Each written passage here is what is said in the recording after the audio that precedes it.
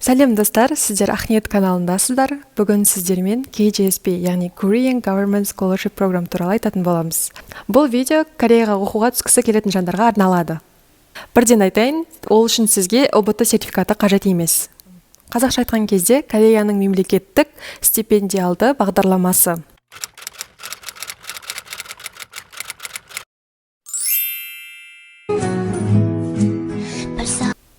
Бірінші ол ұшақ билеті. Сіз оқуға түскен болсаңыз, сіздің Кореяға келу ұшақ билетіңізді төлеп береді. Және де оқуды бітіргеннен кейін Қазақстанға қайту, яғни өзіңіздің еліңізге қайту билетін сізге олар өздері алып береді.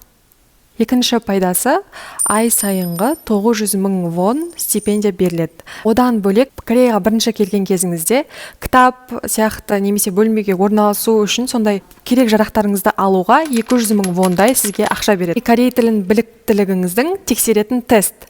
Ол тесттен егер сіз 5 және 6 деңгейді алатын болсаңыз, сізге стипендияңызға ай сайын 100.000 вон қосады. Яғни сіз қосымша 100.000 қосқаннан кейін ай сайын 1 миллион вон стипендия алатын боласыз. Және де келесі медициналық страховкаңызды жауап береді. Және оқуды бітіргеннен кейін сізге 100.000 вон қосымша қаражат берілетін болады. Бұл программа бойынша бакалавриат, магистратура және докторантураға түсуге болады. Бакалавриат кезеңінде сіз қыркүйек айынан бастап документтеріңіз жинап, қазан айында тапсыратын болсаңыз, оқуға түскеннен кейін сіз Кореяға наурыз айында сіз оқуыңызды бастайсыз. Магистратура мен докторантура оқуы қыркүйек айынан басталады. Ал енді ары қарай бакалавриатқа кімдер тапсыра алатыны туралы айтып кетейін. Бакалавриатқа тапсыру үшін сіздің жасыңыз 25-тен кіші болу керек.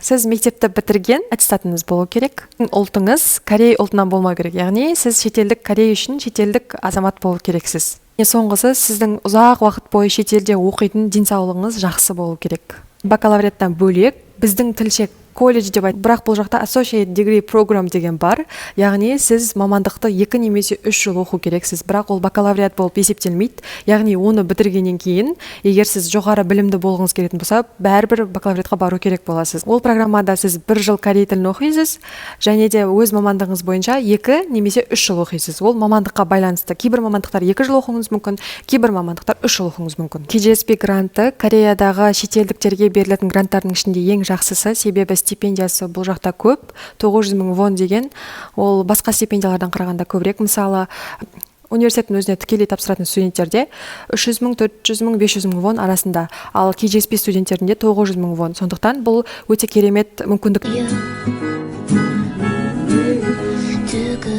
Корей тілінде оқитын болғандықтан, сіз Кореяның ақпараттарының барлығын сол өздерінің тілінде алатын боласыз. Яғни KGSP бойынша Кореяға түсетін болсаңыз, онда сіздің оқу ақыңызды Корея үкіметі төлейтін болады.